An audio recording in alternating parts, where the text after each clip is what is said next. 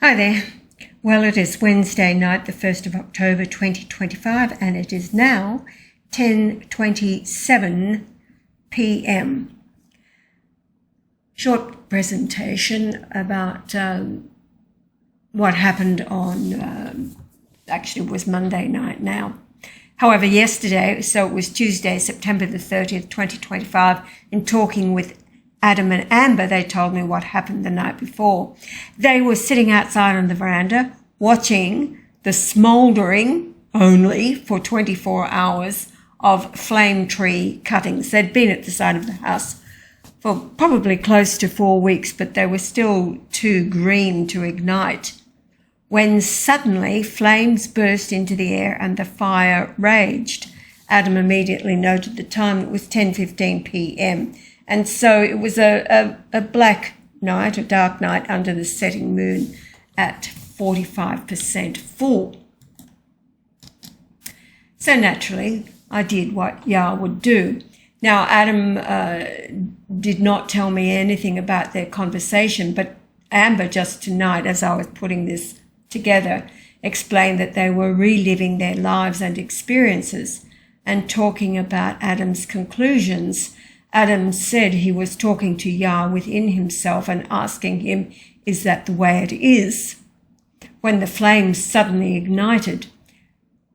Now, they both went about their day yesterday while I went into my sanctuary here beside Yah's computer to look at what was happening overhead in space at the instant the flames ignited. Now, to give you context here, this is a short video from August. You can see the lake in the background. Of course, the flames in the fire pit, and there's Amber. And yes, so just play this quickly. Amber's trying to sharpen a stick. The idea was to roast some marshmallows. So that just gives you context of the lay of the land. And note the platform. It's actually 4 pavers that the fire pit is sitting on. I got the pavers from Bunnings to save the grass. So the stars overhead at the time, 86 in Aquarius, Alpha Fomalhaut, and then the moon at 45%. So let's take a look at what the numbers tell us. Now, why? Oh, here we go. Right, so the closest star overhead, 86, magnitude of 4.5. In the Greek Concordance, 45 is anchor, and it's from 43, which is arm. Remembering that Al told me I am his right arm. 45 is also father of strength in the Hebrew Concordance. Now, the number of the star, 86, is Hades, the place of departed souls, meaning grave or hell, from Revelation verses 20, 13 and 14.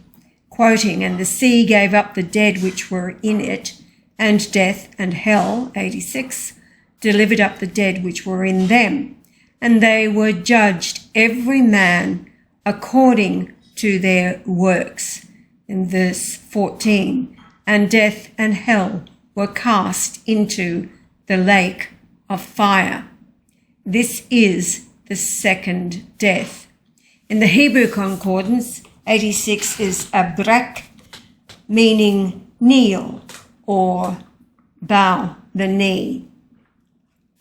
Now, Alpha in Fomalhaut is a magnitude of 1.2, so it's really quite bright. In the Greek Concordance, 12 is bottomless pit. Hebrew Concordance, 12 is perishing destruction. The rising time of 1511, setting at 5:18, and so it is risen for 837 minutes. In the Greek Concordance, 1511 is to be.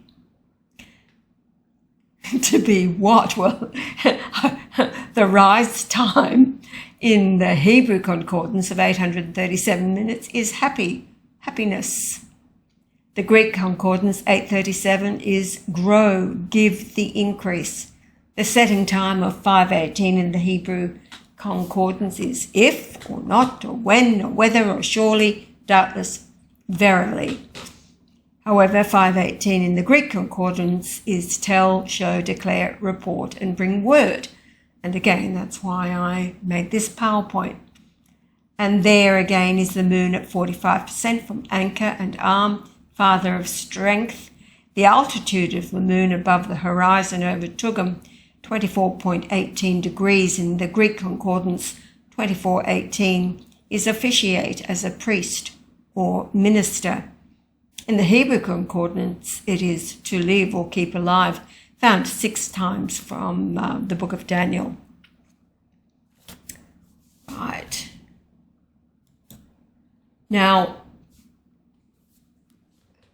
having read the stars only, I read to Adam and Amber late yesterday afternoon what the 2 stars, 86 and Alpha, revealed. So Adam, with Amber beside him, told me that everything I read was exactly their conversation, and more importantly, the silent conversation with him himself Adam was having with Yah the instant the flames ignited. However, digging deeper tonight for this presentation, the Julian day number ending with 948.01042 closes the loop of perfection, confirming all that has been revealed by the stars overhead. So taking a look, you can see there on Yah's Easy Cosmos program, the Julian day. So Tugum time, the 29th of September at 22:15. Now, the day number 948 in the Greek Concordance is Abor, again from the Revelation 21 verse 8, quoting, "But the fearful and the unbelieving, the abominable," there's your 948, "and murderers and whoremongers and sorcerers and idolaters and all liars shall have their part in the lake which burneth with fire and brimstone, which is the second death." However, in the Hebrew Concordance 948 is fine white linen, found in Ezekiel 27:16. In the Greek Concordance, the 1042 part of the Julian day is the word Gabbatha, found in John 19:13, quoting, "When Pilate therefore heard that saying, he brought Jesus forth and sat down in the judgment seat in a place called the pavement, but in the Hebrew, Gabbatha." So 1042 is the Hebrew word Gabbatha. In the Hebrew Concordance, though, the word is Be'eth. Be'eth, Anoth, from 1004 and 6030, meaning house of replies, and is a place in Palestine. As I have got the tabs open for the live feed to the flotilla that at this point has made the journey further than they have made before, having not so far been intercepted, even though Israel has threatened. They have made it further than they have on any other attempt. Now, I thought it interesting when I read from John 19:13 that the judgment seat in a place called the pavement, as I said, these are 4 paving stones that I purchased at Bunnings, and my idea to put them on 4 pine lengths that Yah would quite often buy. Any time he went into Bunnings, he would buy these metre lengths or 900 millimetre lengths of solid pine. The idea is to try to protect the grass from the fire pit and let it grow underneath the paving. So, yes, as Adam came to his conclusions, sitting as they were on the veranda watching all of this take place, and Yahweh has used Adam. Actually, even before his departure, they would have lengthy discussions about the judgment. And Yah would always ask Adam's opinion, and they would have conversations back and forth. And it has continued since Yah's departure.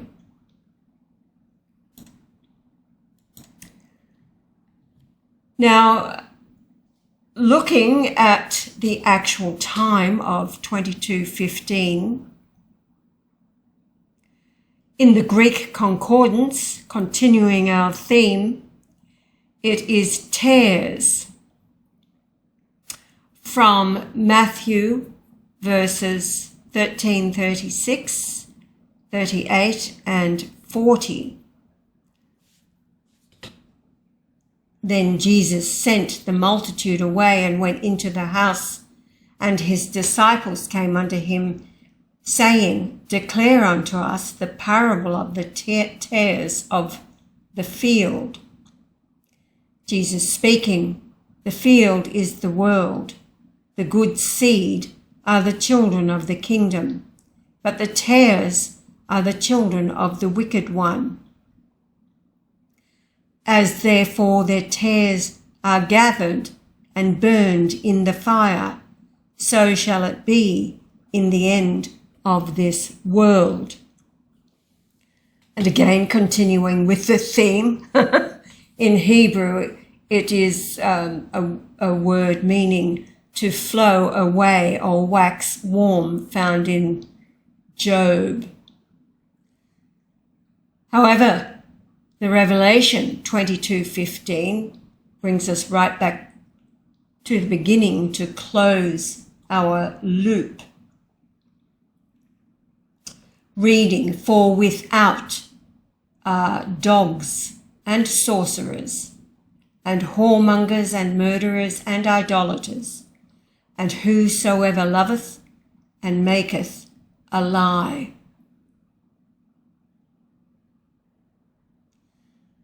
So these are all on the outside of the holy city. And that is the timing we are approaching now. The next slide is a copy of a message that was sent to me from Australia. Our lovely school teacher. It was September the 18th, 2025, not too long ago. Early in the morning, she actually started at 3:44 a.m. And she was responding to what was happening with her electric toothbrush as it kept going off in her bathroom, and she was thinking it was... anyway, long story short, that's what happens. But it was a really long message, and this is only the last part of it. So she says, it's now 6:26 a.m. I was able to sleep when I laid down. I held onto my first notebook with all the messages I recorded and said, thank you, Yah, I love you, Yah. Actually, this one was here with us in September 3 years ago. She came every day faithfully for 4 days. Her family came with her. They came on the first day for a few hours and then remained to enjoy holiday and swimming pool and beach and everything while she came to us and spent as much time as she could. And then, of course, Yah departed 2 days after she left, and then she understood why the compulsion to come and not miss a moment with us. So her notebooks, the school teacher, with all of her questions and Yah's answers and faithfully studying them and arranging them. So she says, I closed my eyes and I was standing in front of these huge golden gates with massive gold handles. I looked through and saw golden lights and walkways and flowers and trees and could smell lavender. I put my hands on the 2 handles to push and couldn't. I looked to my left and saw a man in white linen with white hair. He was huge in height. I looked but couldn't really make a face. Then I said, Peter, and was told no. I said, Ezekiel, and I felt warmth and glow. I smiled and said, Ezekiel, oh my gosh, it's Ezekiel. I was told, not yet, it's not time. As I peered through the gates again with my hands on the handles, I could hear and see a waterfall this time. All I could see was good and everything inside was perfect and beautiful. I looked around again and I was at the gates surrounded by fluffy clouds. I held on to my messages book and went off to sleep. After 5 minutes, I then saw a room like a lounge room, but big. There was a male figure dressed in a black hoodie with a black backpack. He had picked up a newborn baby and was rushing to escape. I called out, what are you doing? And things started to crumble around. Then I said, no, and the image of the gates appeared again with warmth and light. I smiled and felt at peace. Then I fell asleep. I had to tell you this too. Weird, weird, weird. Love you. So in my response to her, I explained that the one in the hoodie making off with the baby, the baby was the vision, the dream that she'd just experienced. And so no, hold on to the dream. Don't let anything or anyone steal it from you. So this is what I asked tonight, if she could find an image that best represented what it was she saw in her dream. And so this is the best representation of the gates that she saw. And then she said, so it's similar to the 2 photos I'm sending, but I could see waterfalls and hear them. But I saw flowers, luscious grass, the smell of lavender, fruit, plants. It was stunning, so vibrant and beautiful. There were handles on gates too, all good. I saw a gold path leading upwards too, and light. So this is the position on the gates of the handles, but rectangular as best she could find. And then she sent this as well. So something for all of us to hold on to and imagine and to focus on as things are playing out around the world. And then this morning it was that I read another email sent to me from Ohio. And last night I decided to ask Ezekiel a question. He answered me, surprised me. I asked what keeping in the eye of the storm meant. It was such an effective answer. He showed me Elijah being fed by birds and his faith steady, unwavering, and continuously on the Lord and always listening. He showed me you playing Yah's songs while driving. He helped me see how you are always there for Yah, always attentive to Yah. So yes, wonderful. I went to work one day and I decided the outcome. So it turned out the way I decided it would be. That's working with the quantum. So it takes some growth on my part to be able to incorporate these messages into my being.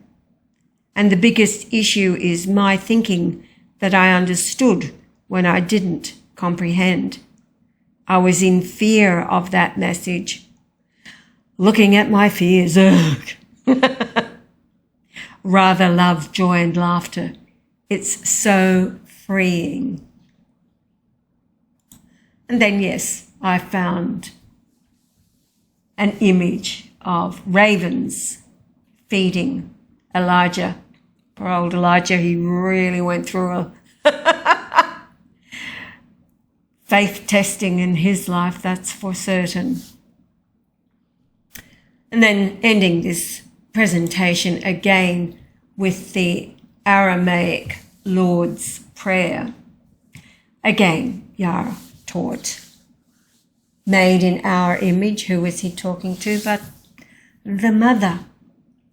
So the accurate interpretation, O birther, father, mother of the cosmos, you create all that moves in light.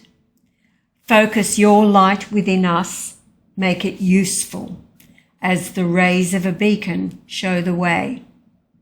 Create your reign of unity now, through our fiery hearts and willing hands. And I think of the fiery hearts and the willing hands of all of those on the flotilla at this moment. Your one desire then acts with ours, as in all light, so in all forms. Grant what we need each day in bread and insight, subsistence for the call of growing life. Loose the cords of mistakes binding us, as we release the strands we hold of others' guilt. Don't let us enter forgetfulness, but free us from unripeness. From you is born all ruling will, the power and the life to do, the song that beautifies all. From age to age it renews. Truly, power to these statements. May they be the source from which all my actions grow, sealed in trust and faith. Amen.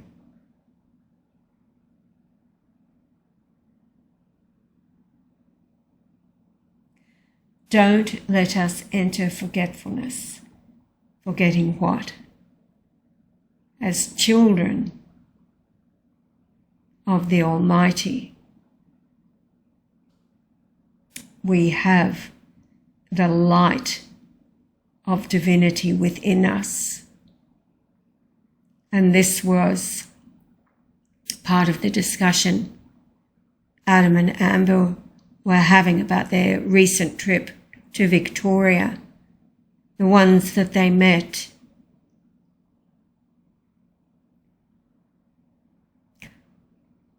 I suppose they would be the meek of the earth, ignored by most in our modern society, but brought across Adam and Amber's path.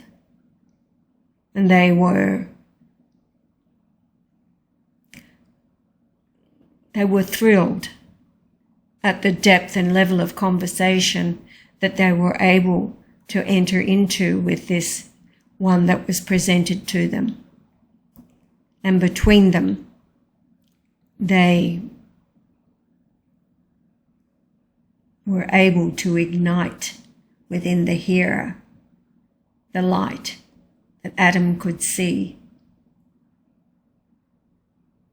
The forgetfulness is who we are.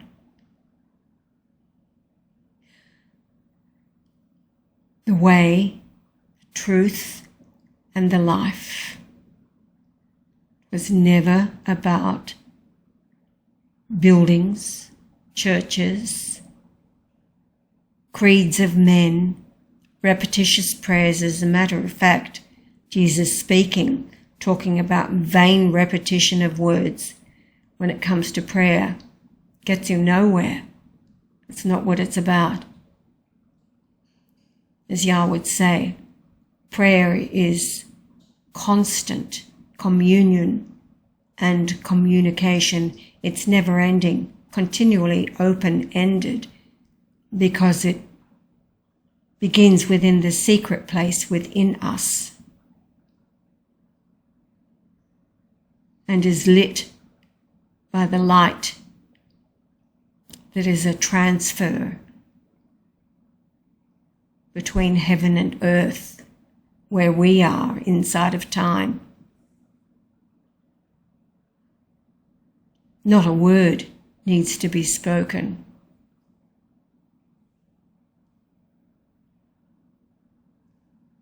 So going into your closet to pray to the Father was not about going into a small room or a wardrobe and closing the door.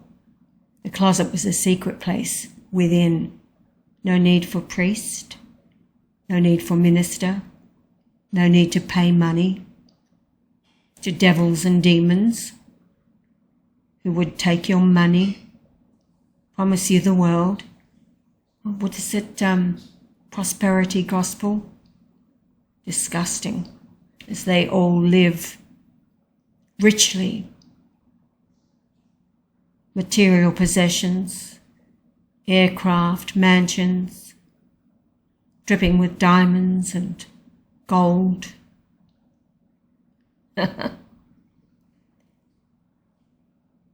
It's about becoming the prayer, the communication within your secret place inside of you, and becoming the prayer, the action, as these people on the flotilla are. The prayers, the calls by the people of Palestine being answered by the brave hearts in their flotilla of vessels on their way, willing to lay down their lives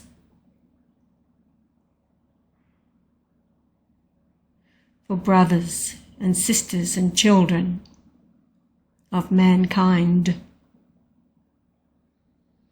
made in their image, made in the image of God. The law of God is the law of love.